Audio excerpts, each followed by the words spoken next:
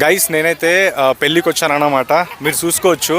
కానీ ఇక్కడ ఏం జరిగింది నాతోని అసలు నేను షాక్ అయిపోయినా. ఇగో చేతిలో మైక్ పట్టుకొని ఇమ్మీడియట్లీ రీల్స్ అయితే షూట్ చేస్తున్నాను. మీకు తెలుసు కంటెంట్ క్రియేటరు, రీల్ ఖచ్చితంగా షూట్ చేయాలి.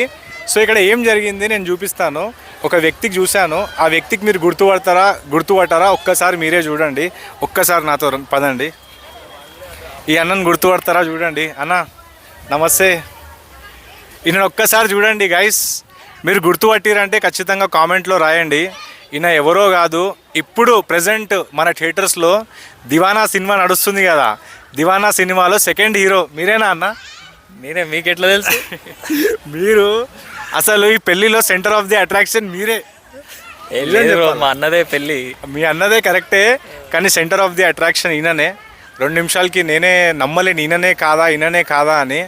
మొత్తం దివానాలా దోస్తానా అంటే మీరే చెప్పిర్రు. మరి అట్లుంటుంది విక్రమ్ క్యారెక్టర్, ఎట్లుంటుంది జనాలకి అంటే అన్న చేసింది నాకు రిలేటిబులే. మనదేమన్నా లొల్లి కాగానే దోస్త్ ఎంతైనా ఎట్లయినా ఉండని వచ్చి ప్రాణం ఇచ్చేస్తాడు.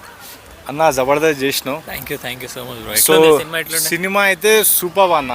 నేను ఇట్లా కలుస్తా అని నేను అస్సలు ఎక్స్పెక్ట్ చేయలేదు. ఇంకా అన్నతో కలిసాను.